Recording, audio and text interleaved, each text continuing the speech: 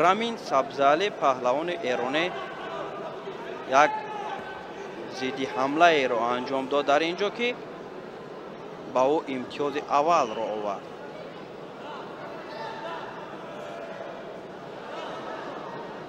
анамин партов аз ҷониби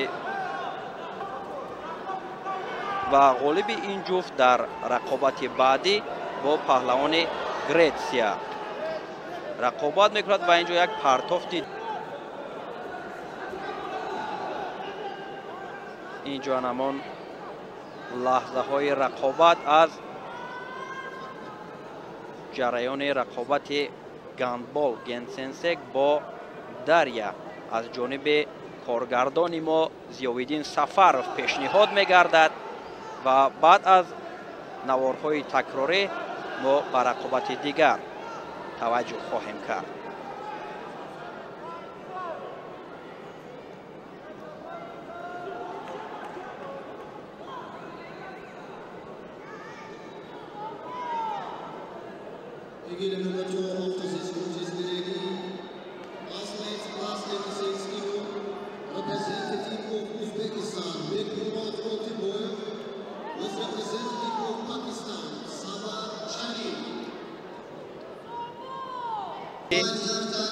ҳалол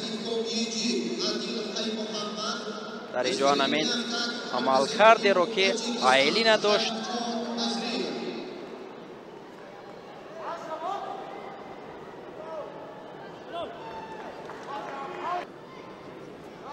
наворҳои такрориро ин ҷо тамошо мекунем ки чӣ гуна рақобатро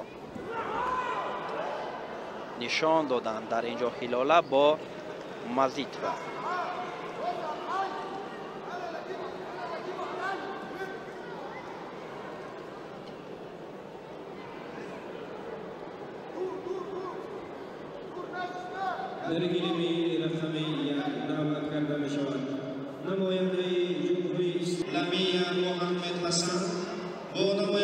аз ҷониби ҳамкорони мо дар ин ҷо лаҳзаҳои такрорӣ миёни рақобати Эйдиванди Пардис бо Рескулбек ва Айна нишон дода мешавад ки чӣ гуна як рақобати зеборо ҳам паҳлавони эронӣ нишон дод дар ин ҷо ки ана ҳамин лаҳзае ки зидди ҳамларо дар ин ҷо нишон дод ӯро ғолиб гардонид.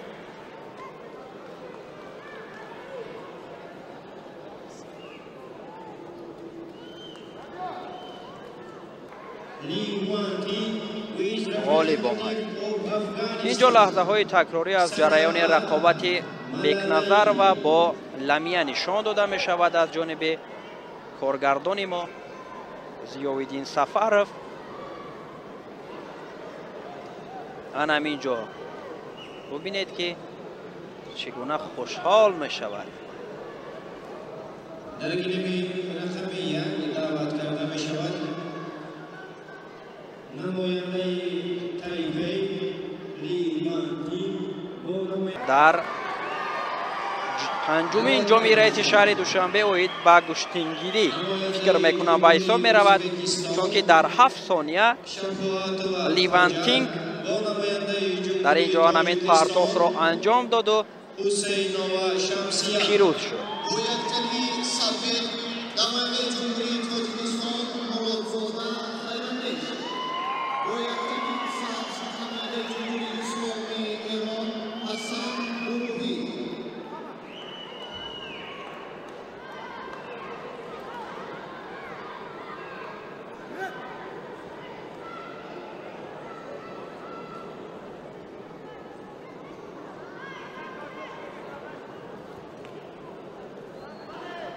رقابت ارزنده نشان می‌دهد. ببینید که چگونه در اولین دقیقه نیروسنجی امتیاز حلال را کسب کرد خاجر و شمسیه را از ادامه نیروسنجی ها محروم نمود.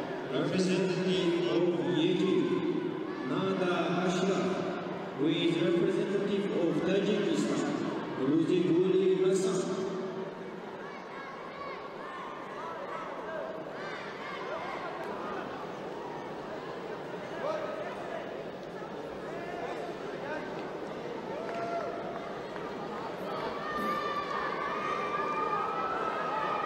روزیگول از آغاز رقابت بسیار فعال بود و با دو بدن هم در پیش بود ولیکن به آخر نتوانست اما فعالی خود را ادامه دهد و اینجا شما مشاهده کرده استادید که نمان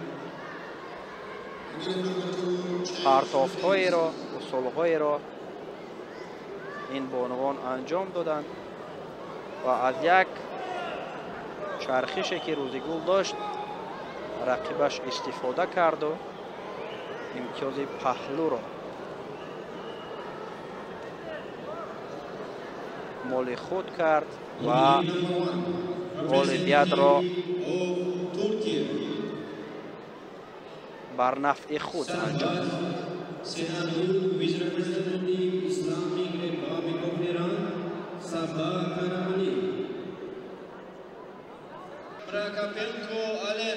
شکست میخورد.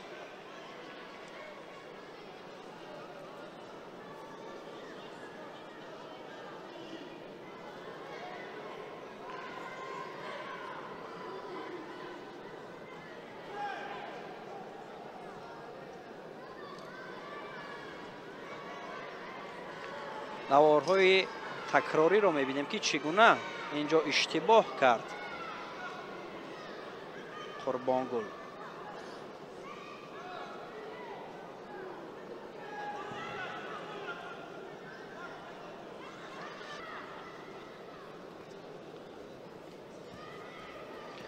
میرزا جمیل آرامانه و اینجا یک پرتافته بود که فکر میکنم دیگر حجت به گپ هم نمیموند و حجت به ادامه سبقت هم.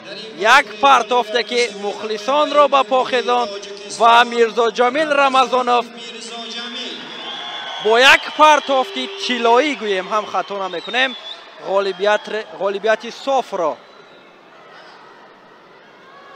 بر نفع خود انجام داد و به مرحله نیمه نهایی را خط میگیرد.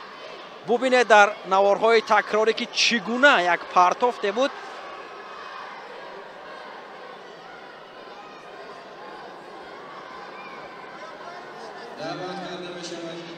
اینجا چنین پرتافت را همه مخلصان میرزا جمیل انتظار بودند و بسیار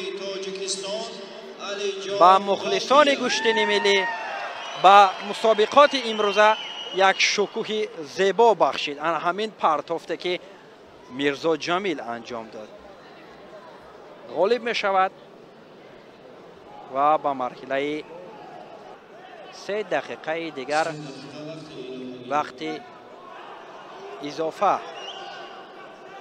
معین کرده شد و در این 3 دقیقه و اینجا یک پرتافته که ابوبکر باقیف داشت تمام طلا را به پا خیزاند و همین طور غلبه صاف را به دست آورد و به مرحله نیمه نهایی رسید. در 7 ثانیه که وقتی اضافه شده در این روسنجی بود ابوبکر توانست یک پرتافتی جالب کند و شروع شوق مخلصان را به پا خیزاند و به مرحله نیمه نهایی راهش را هموار نماید. و در نوارهای تکراری هم مشاهده خواهیم کرد که چگونه ابوبکر یک پرتافت را یک اصول را استفاده کرد که ببینید که چگونه او را توانست غالب گرداند.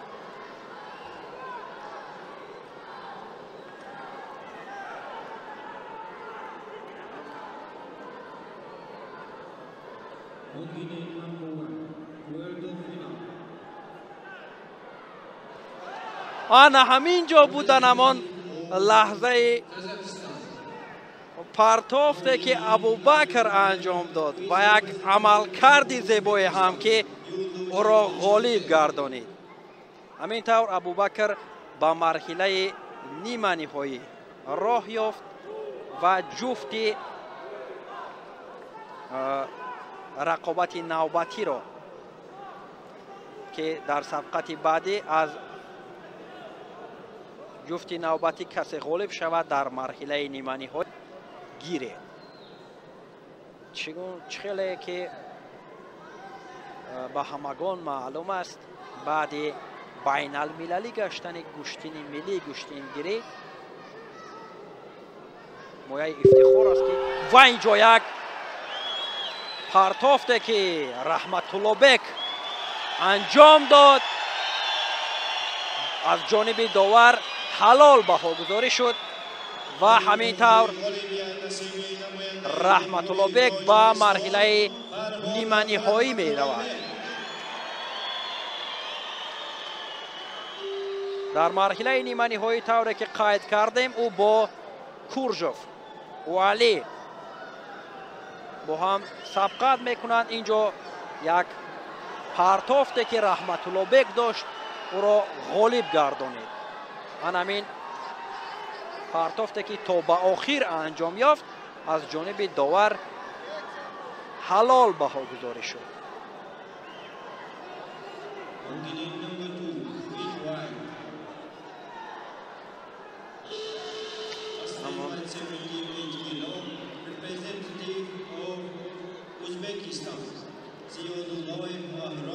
لحظه های تکراری که رحمت الله بک کسب امتیاز نمود.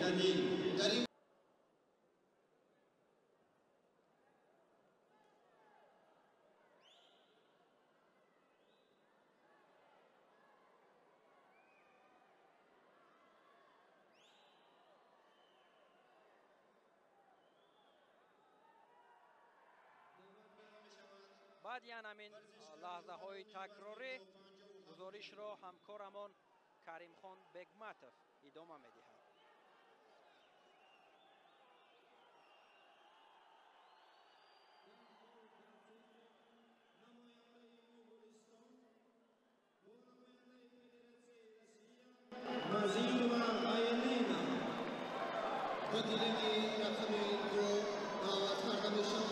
با منظور شما میگردد جذابیت پرتاب ها را از شبکه تلویزیونی دوشنبه و ورزش مشاهده کنید. دوستان عزیز، امروز روزی واقعا ورزش است، ورزش سنتی ملی تاجیکان که این مسابقات واقعا امروز در دیگر کشورهای همسایه و قاره هم مستقیما منظور می شود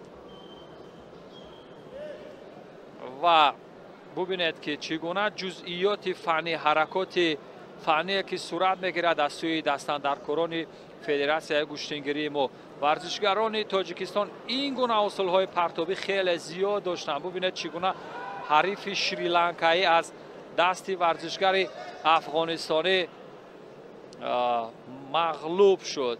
یکی از پرتاب‌های جذاب و دیدنی اتفاق افتاد.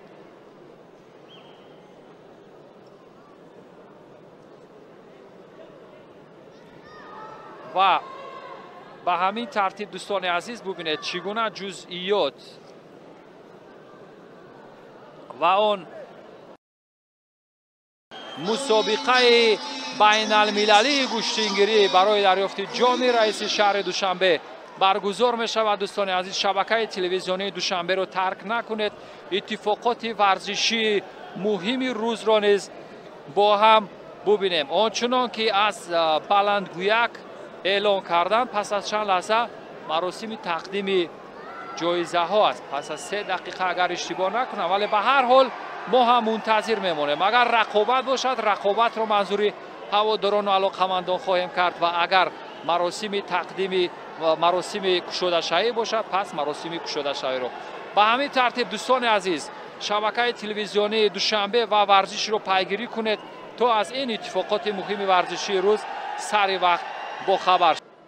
نهایی یا به فینال می رود در دسته وزن 71 کیلوگرم.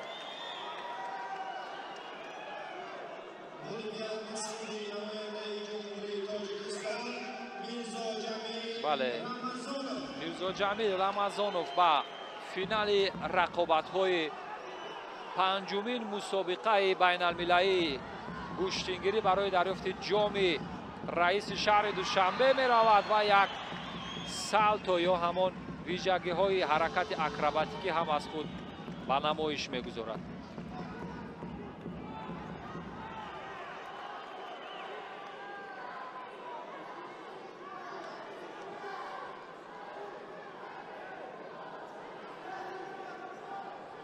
در این رقابت دوستان یگان حرکات ویژه به مشاهده نرسید.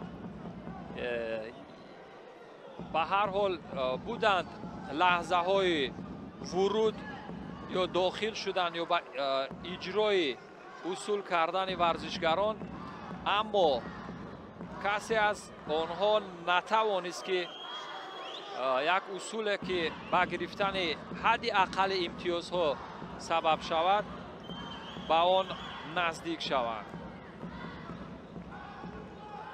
هنوز از سلاله باقیوف ها امید طلا برای رسیدن به جام رئیس شهر دوشنبه است. ابوبکر باقیوف بود که بسیار خوش درخشید و به مرحله فینالی رسید. مخلصان هم خیلی نگران بودند که آیا در حقیقت توانی پرتاب کردن رو دارد یا نه و در نهایت توانست که یک پرتاب جانانه به نمایش گذارد در لحظه های پایانی. نوارهای سوست کرده شده رو میبینید دوستان عزیز از رقابت ابوبکر باقیوف که امید طلای برای سلاله باقیوف ها و هم برای تیم ملی گوشتینگیران تاجیکستان هست. ببینید چگونه جزئیات را به نمایش گذاشتن کارگردان های ما و دستی ابوبکر بالا شد و به همین ترتیب دستی ورزشگر مغولستان بالا شد. او به مرحله نهایی می رود و برای به دست آوردن جام رئیس شهر دوشنبه مبارزه خواهد کرد و برای به دست آوردن مدال برنجی به دیوندی پاردیس یا پردیس شانسی بسیار خوب پیدا کرد. به همین ترتیب جزئیات فنونی اجرا شده از سوی ورزشگر مغولستان را مشاهده میکنه دوستان عزیز. گامبولد گانسیتسق بسیار عالی اجرای اصول کرد. به همین وسیله دو مرتبه با جفت دستان قپیدن از آستین حریف و بعدا بسیار ورودی به مورد، یک مرتبه از جفت دست و مرتبه دیگر از یک دست که امتیاز کامل حلال به همین وسیله رقم خورد و داور مرکز سمندر محمدی هم دستش رو بالا کرد به صفت ورزشگر غالب. به این ترتیب همکنون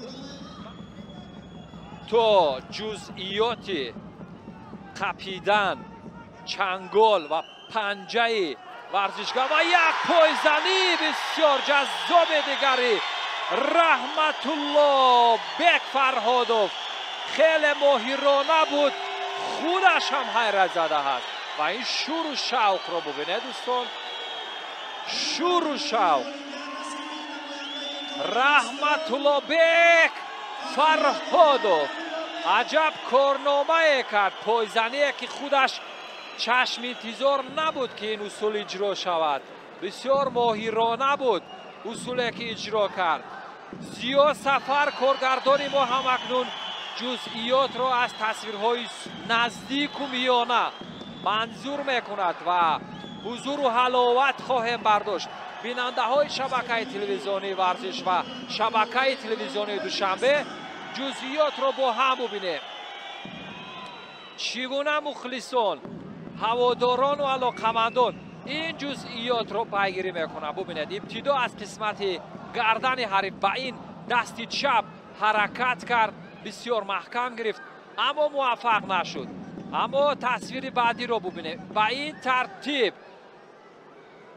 نزدیک بود اینجا، نزدیک بود که یک اشتباه سر، ولی ببینه با این روش پایزنی ماهرانه با پای چپ کرد رحمت الله بک. یک بار دیگر از زاویه دیگر با این ترتیب خیلی عالی، احسن، بسیار کار خوبه کرد رحمت الله بک. خودش ابتدا مطمئن نبود که این عمل کردی و امتیاز کامل حلال است و در نهایت حلال بود. آفرین.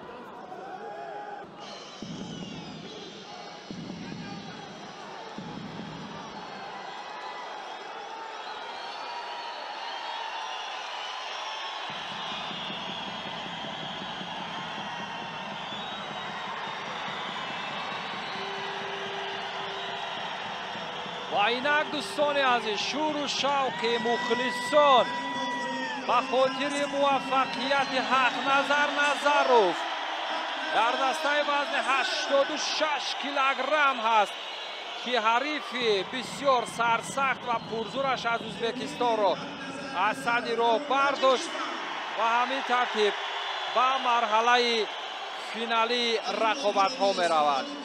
جزئیات فنی، حرکات فنی رو ببینید از سوی حق نظر نظروف که در کمترین فرصت توانست در برابر حریف نوباب خود بسیار خوب بیستد. ببینید اینجا زیدی حمله بود از سوی ورزشگر ازبکستان و در زیدی حمله یک امتیاز ناکامل گرفت، ولی ببینید انا همین پرتابه که زیدی حمله از سوی عمر سفروف ازبکستانی بود، عمر بازاروف معذرت، و بعدا انا همین پرتابه که از سوی حق نظر صورت گرفت. ببینید چگونه بود، کمربند را بسیار به مورد قپیده بود و در حال اجرای اصول تکنیکای پای بسیار موفقیت آمیز عمل کرد.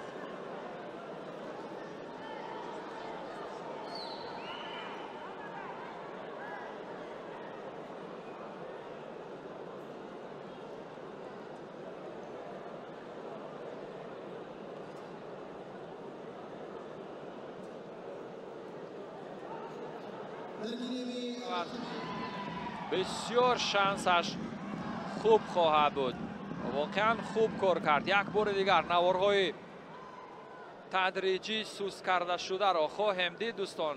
جانانه که نسبتا کارش شایسته کاری بود، فرق میکرد نسبت به حریفش و به این ترتیب یک بار دیگر مشاهده می‌فرمایید دوستان که چگونه جانانه نظر و ببینید انا همینجا بود که اجرای اصول کرد از سمت بیرون با پای چپ اجرای اصول کرد و این اصول یکی از حرکات تقدیر حل کننده جانانه در رقابت مرحله نیمه نهایی بود. و اکنون دوستان عزیز آخرین رقابت مرحله نیمه نهایی در میان سنگین وزن ها رو میبینیم در بخش زنان و همچنین در بخش مردان هم در گلیم دیگر. آسیایی را به تاجیکستان آورده. امروز هم سلاله پهلوانیشان در میدان رقابت های داخل جمهوری از مسابقه های جهانی مشخص و نمودار هست.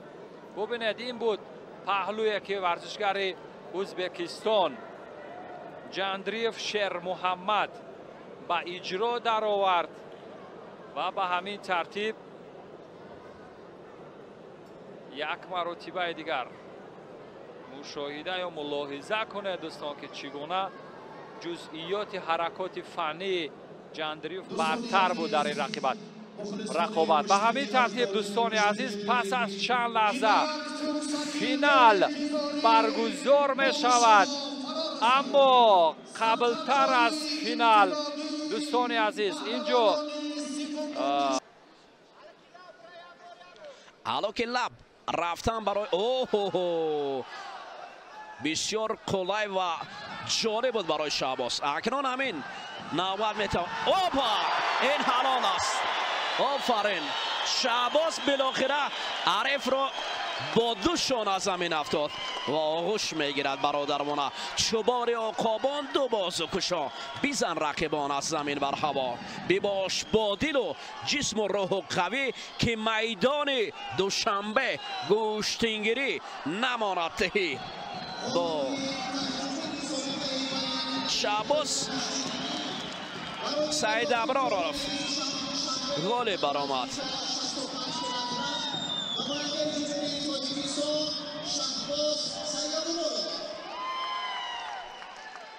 اکنون جفتی اول تاجیکان فینالیستایی که هر دو تاجیک بودند.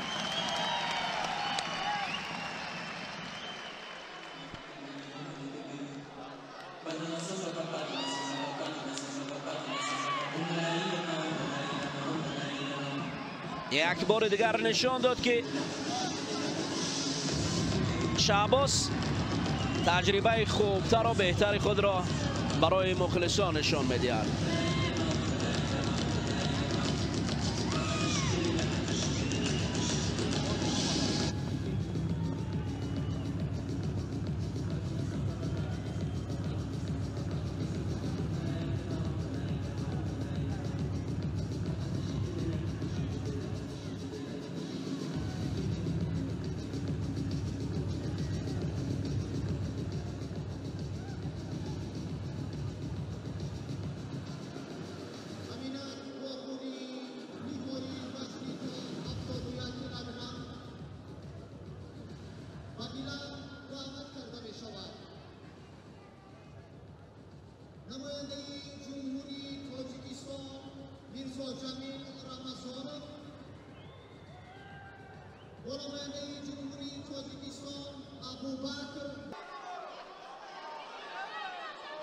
اوه برای میرزا آفرین حلال است. پهلو هم باشد این پیروزی است برای میرزا جمیل رمضانوف. اکنون این پهلو آوردن امتیاز داد. ابوبکر امکانیت را از دست داد و میرزا جمیل رمضانوف برنده مدال طلای وزنی 71 کیلو شد.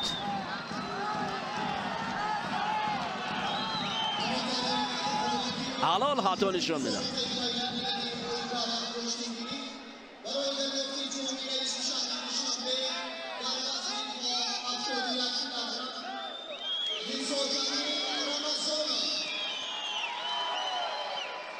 میرزا جمیل رمضانوف برنده مدال طلا شد و ابوبکر در مقام دوم قرار گرفت. در اصل رمضانوف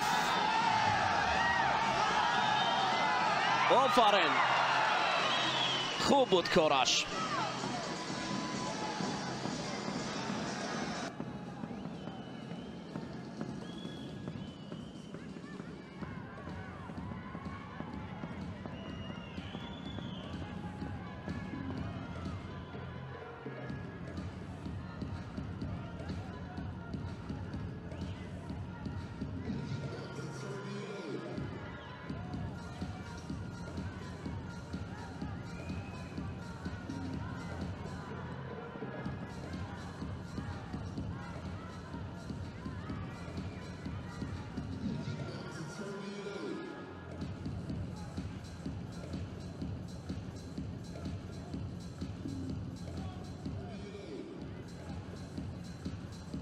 Finals and the 57-kilogram female.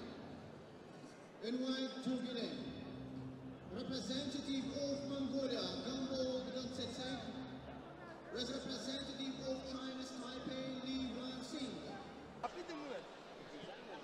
عمر رسولوف در وزن 86 کیلو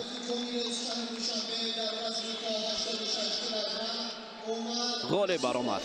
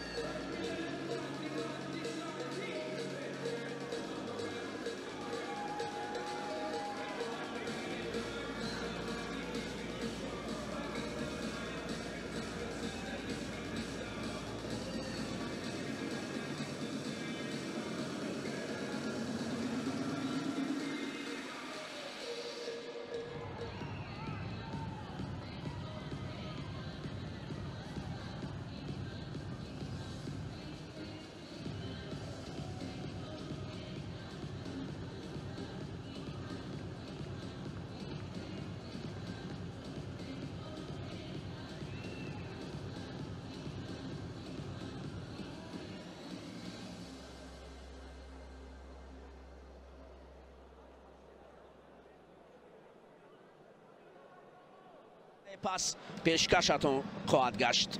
با ما باشید، صحت و سربلند باشید.